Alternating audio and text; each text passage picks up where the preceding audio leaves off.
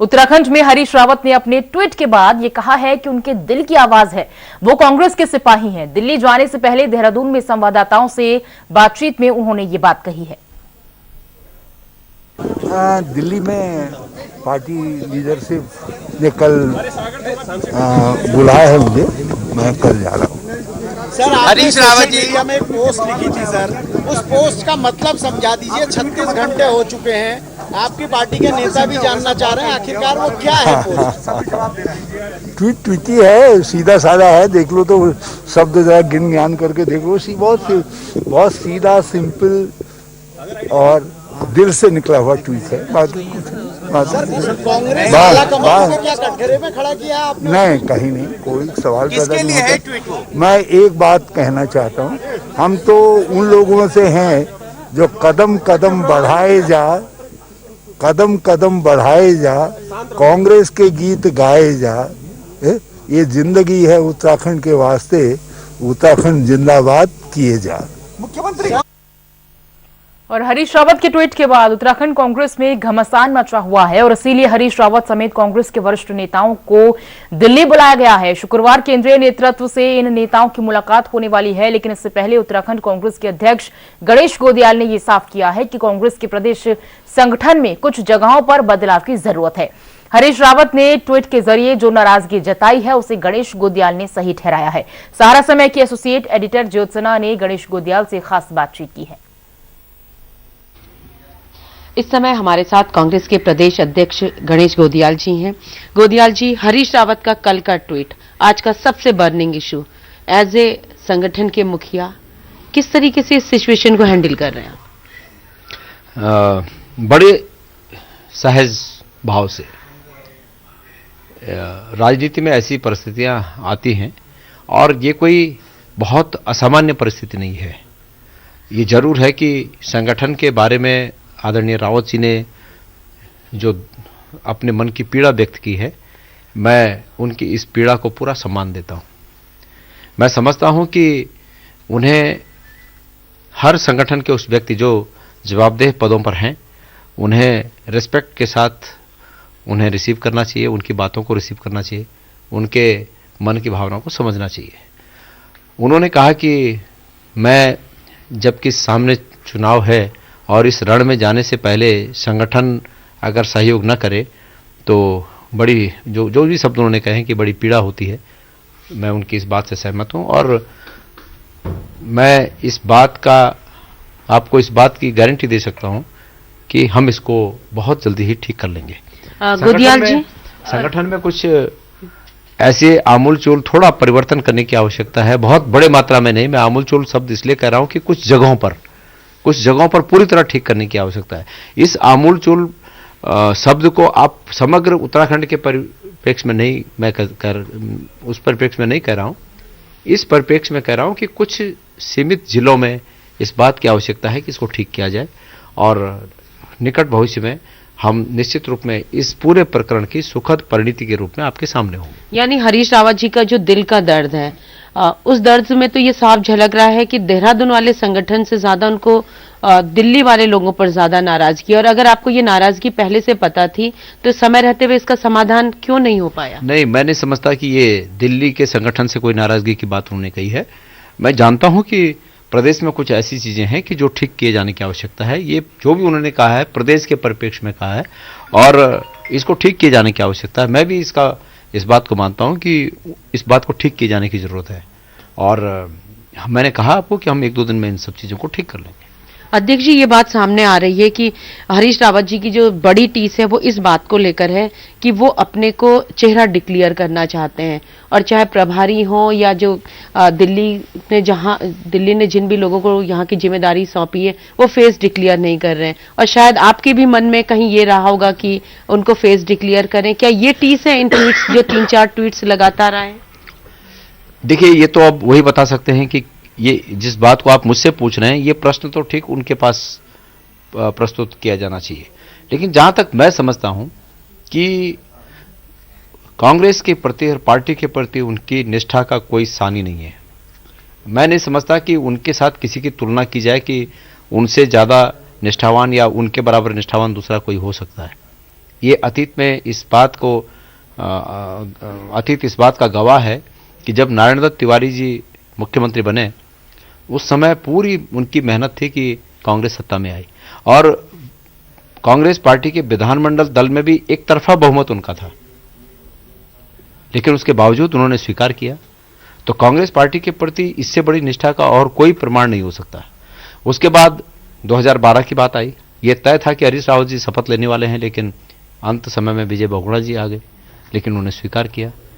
ये भी बात सत्य है कि पार्टी ने भी उन्हें समय समय पर जहां उपयुक्त समझा, जब बड़ी बड़ी जवाबदारियां दी और उन्होंने उस चीज को बखूबी निभाया।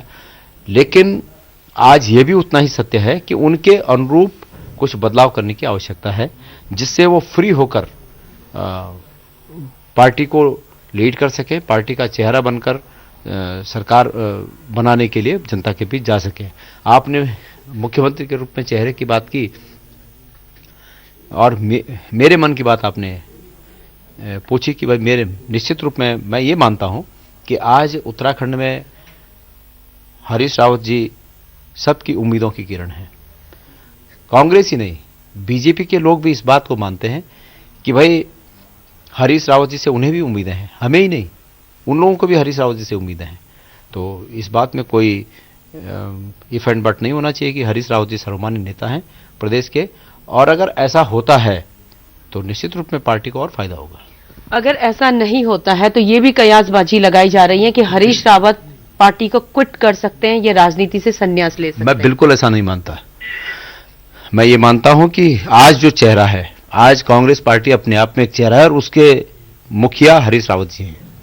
हरीश रावत जी का चेहरा कांग्रेस के चेहरे से कोई अलग नहीं है। हरीश रावत जी का चेहरा और कांग्रेस का चेहरा कॉमन चेहरा है। तो ये बातें निराधार हैं कि हरीश रावत जी ऐसी कोई बात सोचते भी होंगे, बिल्कुल निराधार बातें हैं। अध्यक्ष जी, आप लोगों को अब दिल्ली भी बुलाया गया है, कौन कौन लोग जा रहे हैं और लगता है कि इस पूरा ये चला है, एक सीन बना है जो कांग्रेस के लिए बहुत अच्छा नहीं माना जा रहा है, उसका समाधान हो जाएगा? ये जो भी इसकी परिणति, मैंने आपको कहा कि सुखद परिणति होगी, वो जो माहौल अभी कांग्रेस के पक्ष में है उससे और बेहतर माहौल बनाएगा। जो सुखद परिणति होगी वो इससे भी बेहतर माहौल कांग्रेस के लिए इस प्रदेश में बनाएगा। सहारा समय से बात करने के लिए आपका बहुत बहुत धन्यवाद। ये थे कांग्रेस के प्रदेश अध्यक्ष और वो साफ तौर पर ये बात मान रहे हैं कि कुछ तो कहीं कमी है, लेकिन अब दिल्ली में बैठक है और दिल्ली के बैठक में सभी समस्याओं का समाधान हो जाएगा और सुखद परिणति होगी। ये समय बताएगा कि ये बवंडर कौन सा रुख अख्तियार करता है। कैमरामैन दयाल बिष्ट के साथ सहारा समय के लिए देहरादून से ज्योत्सना। और ज्यादा जानकारी के लिए देहरादून से संवाददाता श्रीनिवास पंत हमारे साथ जुड़ रहे हैं। श्रीनिवास, लगातार 3 ट्वीट बीते दिन आए हरीश रावत के, उसके बाद अब कयासबाजियां बहुत ज्यादा तेज होती नजर आ रही हैं।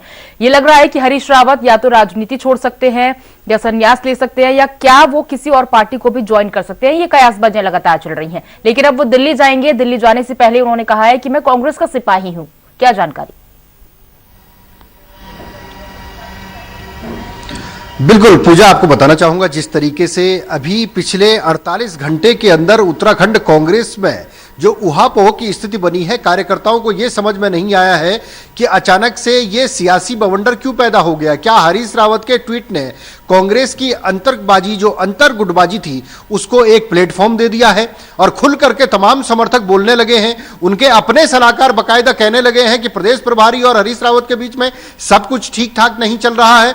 प्रदेश प्रभारी अपनी रणनीति के साथ काम करना चाहते हैं, प्रदेश अध्यक्ष अपनी रणनीति के साथ काम करना चाहते हैं, नेता प्रतिपक्ष अपनी रणनीति के साथ काम करना चाहते हैं और चुनाव संचालन समिति के अध्यक्ष के तौर पर उत्तराखंड के पूर्व मुख्यमंत्री हरीश रावत अपने अनुसार ही इस बार के चुनाव को ले जाना चाहते हैं। कमोबेश स्थिति यह बनी हुई है कि हरीश रावत जब राहुल गांधी की रैली यहां पर हुई थी और उसमें जिस प्रकार का उत्साह भीड़ के अंदर देखा गया, कार्यकर्ता उत्साह से लबरेज हुए, उसमें कांग्रेस के सामूहिक चेहरे को, उसको कहीं ना कहीं राहुल गांधी ने पीठ थपथपाने का भी काम किया है। उसमें प्रदेश प्रभारी भी है, प्रदेश अध्यक्ष भी है, नेता प्रतिपक्ष भी है, कांग्रेस के तमाम पदाधिकारी हैं और हरीश रावत पूर्व मुख्यमंत्री के तौर पर कहें या वरिष्ठ नेता के तौर पर कहें या चुनाव संचालन समिति के अध्यक्ष के तौर पर कहें, तो वो सबकी पीठ थपथपा कर गए हैं, वो गदगद होकर गए हैं। लेकिन सवाल यह है कि अचानक ऐसा क्या हो गया कि हरीश रावत को यह लगने लगा है कि अगर सीएम का चेहरा उनको नहीं बनाया जाएगा या कुछ जगहों पर बदलाव नहीं किया जाएगा, या जो मगरमच्छ सत्ता में बैठे हुए लोगों ने उनके करियर को या 2022 विधानसभा चुनाव को फतेह करने के लिए छोड़ रखे हैं इस तालाब में, वो उनको निगल जाएंगे, उनके रास्ते का रोड़ा बनेंगे। इस बात की ही तस्दीक केंद्रीय आला कमान अब उत्तराखंड के प्रदेश नेतृत्व कांग्रेस से जानना चाहता है, इसीलिए सबको दिल्ली तलब किया गया है। अब सबसे बड़ी बात है, दिल्ली जाने के बाद हरीश रावत की जो मुखालफत कर रहे थे या हरीश रावत जिनकी मुखालफत कर रहे हैं, उनको एक प्लेटफॉर्म मिलेगा केंद्रीय आलाकमान के सामने बात रखने का कि ये समस्याएं थी, क्या जिलों में जिला अध्यक्षों के बदलाव को लेकर रणनीति बनाने की आवश्यकता है, या फिर प्रदेश प्रभारी को हटाने के लिए ये गेम खेला जा रहा है, या फिर हरीश रावत को चेहरा बनाने के लिए ये प्रेशर पॉलिटिक्स हो रही है। इस बात का खुलासा केंद्रीय आलाकमान के सामने सभी नेता अपना अपना वक्तव्य देंगे। लेकिन यकीन मानिए, कांग्रेस के लिए जो स्थिति अभी दिखाई दे रही थी ग्राउंड में, उससे इसको धक्का लगा है। जब बड़े नेता हाशिए पर चले जाते हैं और कयासबाजी उनके छोड़ने की बातें तक सामने आ जाती है, उनके सिपह सलार, उनके जो सलाहकार हैं, वो अगर ये कह दें कि हरीश रावत कोई भी फैसला ले सकते हैं, तो उसको लेकर के सवाल खड़े हो जाते हैं कि हरीश रावत की वो निष्ठा तब कहां चली जाएगी। 2002 में उन्होंने बड़ी मेहनत करी, पंडित नरेंद्र तिवारी को मुख्यमंत्री बनाया गया। 2012 में उन्होंने मेहनत करी, विजय बहुगुणा को मुख्यमंत्री बनाया गया। 2016 में वो फिर मेहनत करते हैं, लेकिन उसके साथ कांग्रेस के तमाम चेहरा, तमाम नेता, बड़े नेता यूं कहेंगे कि वो बीजेपी का दामन थाम लेते हैं। पार्टी आलाकमान की गलतियां जो केंद्रीय तौर पर की गई थी, उसका खामियाजा उत्तराखंड कांग्रेस को समय समय पर भुगतना पड़ा। बिल्कुल, और ऐसे में अगर पहले से उतार चढ़ाव ऐसे में आते रहते हैं, और इससे पहले भी हमने देखा है कि हरीश रावत, जो कि कई बार उनके मन में ये टीस नजर आई है, लेकिन ऐसा पहली बार हुआ है कि जब उन्होंने यूकेडी के नेताओं से मुलाकात की हो। इस मुलाकात के क्या मायने निकाले जा रहे हैं? देखिए, यह मुलाकात सामान्य है, इस मुलाकात का इस संदर्भ में कुछ भी नहीं है, लेकिन टाइमिंग है। टाइमिंग ये मैच करता है कि अचानक से हरीश रावत का ट्वीट आना, यूकेडी के केंद्रीय नेताओं का हरीश रावत के घर पर मुलाकात करना, जो अपने आप में कई सारे संशय खड़े करता है। हरीश रावत ने फिर वो ट्वीट किया कि नए साल में नया सवेरा होगा, नई राहें उसमें चुनी जाएंगी, तो उसको लेकर के ये कयासबाजी शुरू हुई है। लेकिन आप यकीन मानिए, हरीश रावत कहीं कांग्रेस नहीं छोड़ने वाले, हरीश रावत कोई विश्राम पर नहीं जाने वाले, कोई संन्यास नहीं लेने वाले। लेकिन इतना जरूर है कि हरीश रावत को लगता है ये चुनाव उनका आखिरी चुनाव है, क्योंकि अब उनकी उम्र हो रही है, अब वो सियासत से संन्यास लेने के करीब हैं। लेकिन वो कहीं ना कहीं अपने जो सितारे हैं, उनके जो दोनों विधानसभा चुनाव हारने के बाद, दोनों सीटों पर जब वो चुनाव हारे, तो उस कलंक को वो खत्म करना चाहते हैं, इसीलिए वो लगातार। लेकिन श्रीनिवास, ये बात भी सच है क्योंकि हरीश रावत एक बहुत बड़ा चेहरा है उत्तराखंड कांग्रेस के लिए, और वो सभी की उम्मीदों के लिए एक किरण है। ये बात गणेश गोदियाल भी कह रहे हैं। बिल्कुल, देखिए, यह बात सच है। अगर कुछ देर के लिए आप मान लीजिए कांग्रेस सत्ता में आ जाती है, सीट ले आती है, 36 सीटें, मान लीजिए कुछ देर के लिए कि कांग्रेस आ गई, सरकार बनानी है, फिर उसके बाद होगा मुख्यमंत्री कौन होगा, क्योंकि सामूहिक रूप से अगर चुनाव लड़ा है तो मुख्यमंत्री कौन होगा, तो हरीश रावत का जब नाम सामने आएगा तो उनके मुकाबले दूसरा कोई व्यक्तित्व उत्तराखंड में उनके बराबर का नहीं है। आप चाहे गणेश गोदियाल को ले लीजिए या प्रीतम सिंह को ले लीजिए, उनके मुकाबले नहीं है। लेकिन यह बात सच है कि कांग्रेस को एकजुट करने के लिए अगर चेहरा सामने हरीश रावत का रखते हैं, तो कुछ कार्यकर्ता, चाहे वो प्रीतम सिंह के कार्यकर्ता के तौर पर कह लीजिए या इंदिरा हृदय आज हमारे बीच में नहीं है, उनके समर्थकों के तौर पर ले लीजिए, उनके मन में पहला सवाल यह आएगा कि जो व्यक्ति मुख्यमंत्री रहते हुए 2 विधानसभा सीटों पर चुनाव नहीं जीत सका, जिस व्यक्ति के कारण पार्टी सिमट करके 11 विधायकों पर रह गई, जिस व्यक्ति के कारण पार्टी 2016 में तमाम विधायकों को टूटने से नहीं बचा पाई, इसकी क्या गारंटी होगी कि वो सत्ता में पार्टी को एक बार फिर से लाने में कामयाब हो जाएंगे? क्या कार्यकर्ता उतने उत्साह के साथ काम कर पाएंगे? केवल सर्वे के आधार पर मुख्यमंत्री का चेहरा घोषित करना यह पार्टी की रीति और नीति के साथ नहीं है, सिद्धांत पर काम नहीं करता है। ये तो कयासबाजियां दिल्ली दौरे के बाद ही पता चलेंगे कि आखिर जो चीज है, जो ये दुख, ये दर्द झलका है हरीश रावत का, कि आखिर क्यों झलका है, किसे उन्होंने मगरमच्छ जैसी एक टिप्पणी की है, ट्वीट किया है। लगातार जो 3 ट्वीट आए हैं, उसके बाद जो हलचल है वो बहुत ज्यादा सियासी मायनों में लगातार बढ़ती जा रही है। फिलहाल बहुत बहुत शुक्रिया करेंगे श्रीनिवास आपका इस पूरी जानकारी को हम तक साझा करने के लिए। और यहां रुक रहे हैं एक छोटे से ब्रेक के लिए।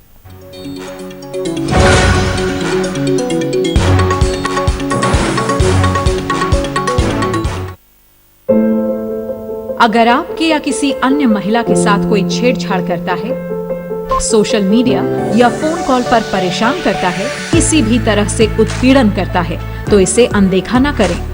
Women power line Uttar Pradesh 1090 पर कॉल करें। मोबाइल हाथ में 1090 साथ में। घरेलू हिंसा के मामले में 1090 आपको ऑनलाइन काउंसलिंग की सहायता प्रदान करता है। –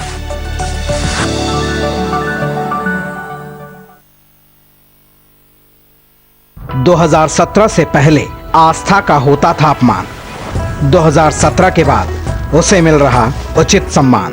फर्क साफ है। 2017 से पहले रंगदारी के कारण करना पड़ता था पलायन, 2017 के बाद सुरक्षित माहौल में हो रही घर वापसी। फर्क साफ है।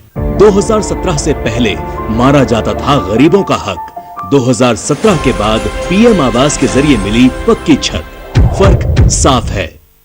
2017 से पहले भूमाफिया रहते थे मौज में, 2017 के बाद रहते हैं जेल में। फर्क साफ है।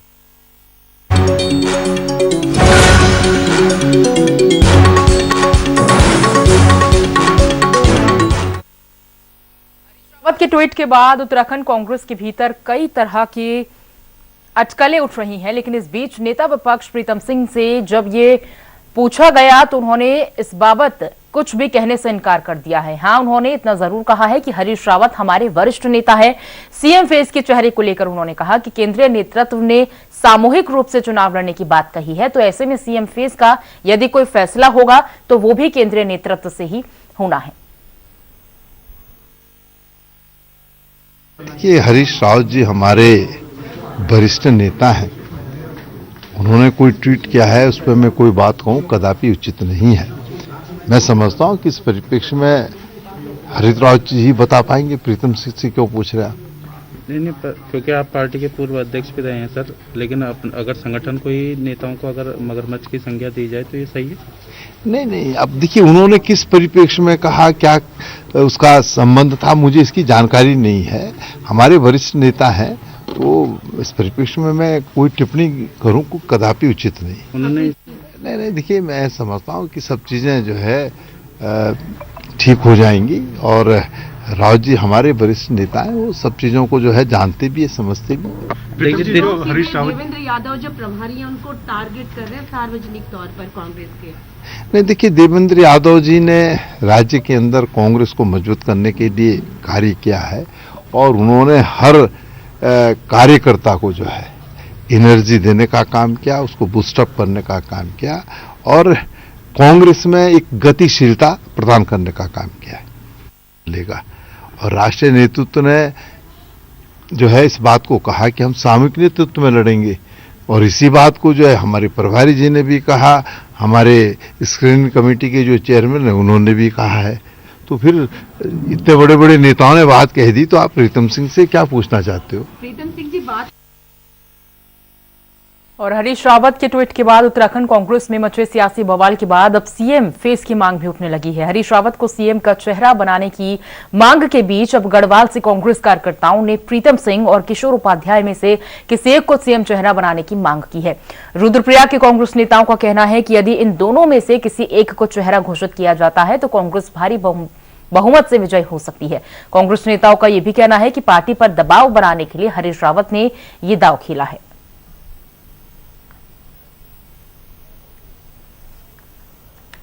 उनसे वार्ता होगी, माननीय सोनिया गांधी जी हैं, उनसे वार्ता होगी। हमारे कांग्रेस के वरिष्ठ नेता लोग वहाँ पे हैं, सभी लोग मिलजुल के अपनी अपनी बातें रखेंगे। कुछ नाराजगियाँ होंगी तो उस नाराजगी को भी मिटाने की कोशिश की जाएगी। पर इससे हमें लगता है कि जो ये कयास लगाए जा रहे हैं या आप लोग पत्रकारिता के माध्यम से कयास लगाए जा रहे हैं कि हरीश रावत जा सकते हैं, बिल्कुल नहीं जा सकते। इस उम्र में वो कहीं भी नहीं जा सकते। वो कांग्रेस के एक मजबूत स्तंभ है, मजबूत स्तंभ ही रहेंगे। फिलहाल यहाँ रुकना है छोटे से ब्रेक के लिए। –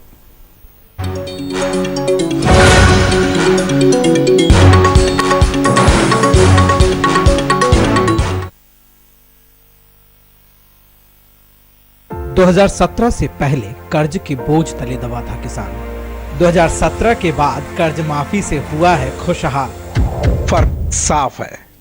2017 से पहले भैंस ढूंढने वाली पुलिस 2017 के बाद अपराधियों को काबू करती है। फर्क साफ है।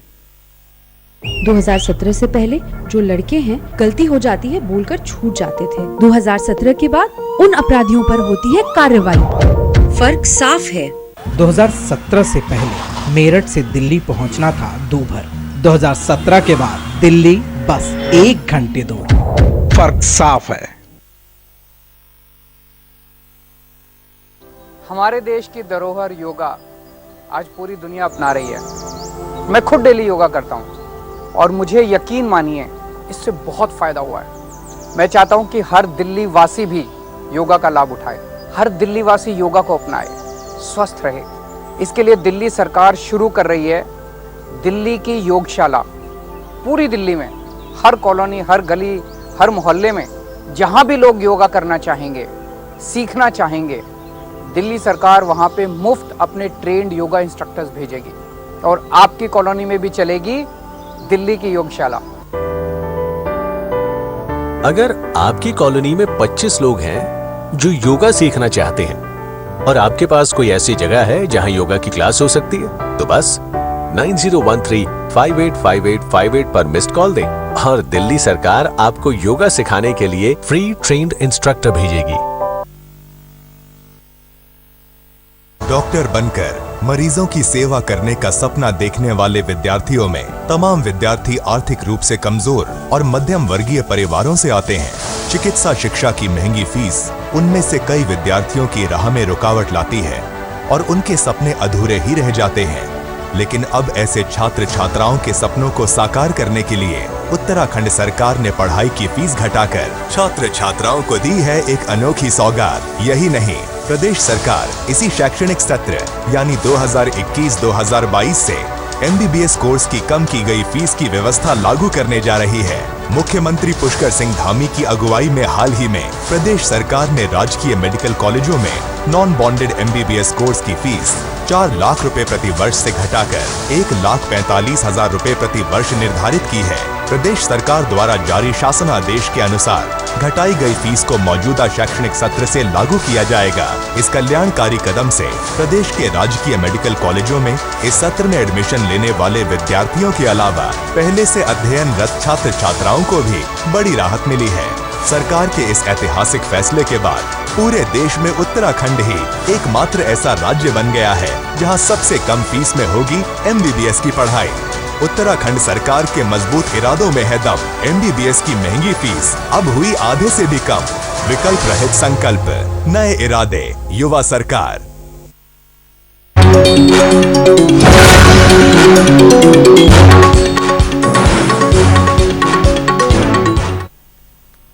उत्तराखंड कांग्रेस में मचे सियासी बवाल के बाद बीजेपी ने भी कांग्रेस पर निशाना साधा है और उत्तराखंड बीजेपी के अध्यक्ष मदन कौशिक का ये कहना है कि कांग्रेस के भीतर 10 गुट बने हैं। मदन कौशिक ने कहा कि कांग्रेस जनता का विश्वास खो चुकी है। विपक्ष के तौर पर कांग्रेस पूरी तरह से नाकाम साबित हो चुकी है। कौशिक ने कहा कि 2022 में बीजेपी को जनता का आशीर्वाद मिलेगा और फिर से बीजेपी की सरकार बनेगी। हरीश रावत के बीजेपी ज्वाइन करने के सवाल पर मदन कौशिक बोले कि बीजेपी ने सभी के लिए दरवाजे खोले रखे हैं, जो आए उसका स्वागत है।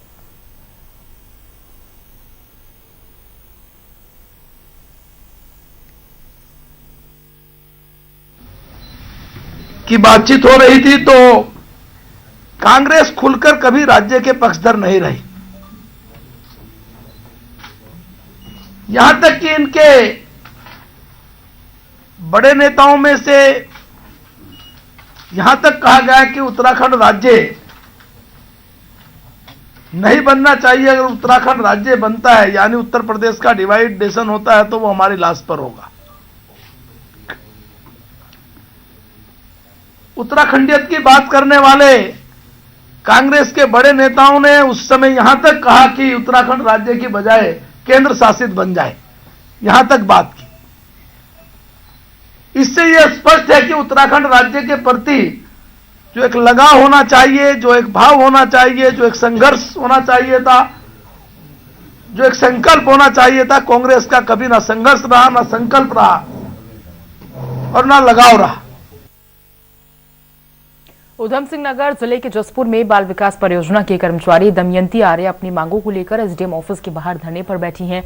दमयंती ने खुद के नियमितीकरण की मांग की है और पीड़िता का ये आरोप है कि मेरी जगह पर किसी और को नियुक्त किया जा रहा है। पीड़िता का यह आरोप है कि विभाग ने 2018 से उन्हें वेतन नहीं दिया है। एसडीएम के संज्ञान में मामले आने पर उन्होंने ये बाल विकास परियोजना अधिकारी के साथ ही दमयंती आर्य को अपने संपूर्ण साक्ष्य के साथ जिलाधिकारी कार्यालय बुलाया है।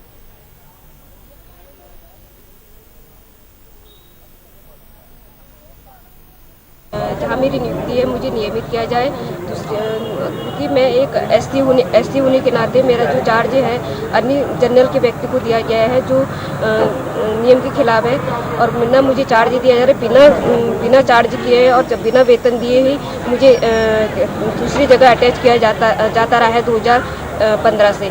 और वर्तमान तक मेरी भी यही है कि पहला मेरा वेतन निकाला जाए जिससे मैं बाद में अपना स्थानांतरण करा सकूँ। और आए दिन मुझे एससी होने के नाते मुझे विभाग द्वारा अधिकारियों द्वारा धमकी दी जाती है और कि तू एससी कोटे की आ गई है, तुझे काम नहीं आता है। इनका मेन ध्येय ये है कि इसे काम नहीं आता है, जबकि मुझे 2015 से इन्होंने शासकीय कार्य से वंचित किया है। अगर ये मुझे शासकीय कार्य देते तो मैं शासकीय कार्य करती तो मैं शासकीय कार्य करने को सक्षम हूँ। ऊधम सिंह नगर जिले के सितारगंज में 8 दिसंबर को कुन्नूर हेलीकॉप्टर हादसे में शहीद जनरल बिपिन रावत और उनकी पत्नी मधुलिका रावत समेत शहीद हुए सभी सैन्य अफसरों और कर्मचारियों को श्रद्धा सुमन अर्पित किए गए हैं। कार्यक्रम में पहुंचे पूर्व मुख्यमंत्री विजय बहुगुणा और विधायक सौरभ बहुगुणा ने शहीदों को श्रद्धा सुमन अर्पित किए हैं।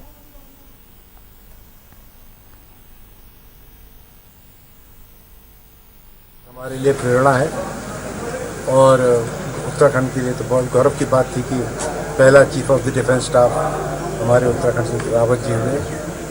और 8 दिसंबर का दिन तो बहुत ही दुखद दिन था। हमने 13 वीर अपने अफसरों को उस दिन खो दिया। लेकिन जैसा मैंने कहा कि सही श्रद्धांजलि ये होगी कि हम जो भी लोग हैं, चाहे व्यापारी हों, कर्मचारी हों, अधिकारी हों, हम भी अपनी भूमिका निभाएं, ईमानदारी से, निष्ठा से कार्य करें और इस देश को जो है मजबूत बनाने के लिए अपना योगदान दें। समाज में अपनी देश की सुरक्षा करते हुए हमारे जो सीडीएस थे, चीफ ऑफ आर्मी स्टाफ हमारे बिपिन रावत जी, वो एक दुर्घटना में मारे गए। हमारे सभी लोगों की तरह आज उनको श्रद्धांजलि दी जा रही है। ऐसे वीर हमारे देश के सिपाही हैं जो बॉर्डर में अपने खून की होली खेलने के बाद हमारे देश की सुरक्षा करते हैं।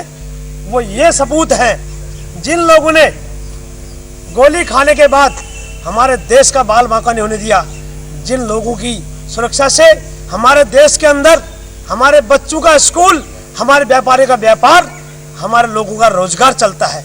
अगर ये लोग अपने प्राणों की आहुति लगाकर बॉर्डर में हमारे कटीले तार नहीं खड़े करेंगे तो हमारा देश सुरक्षित नहीं होगा।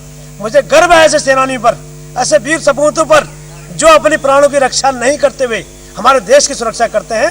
मैं उनको सैल्यूट करता हूं और हमारे देश की तरफ से उनको सलाम करता हूं।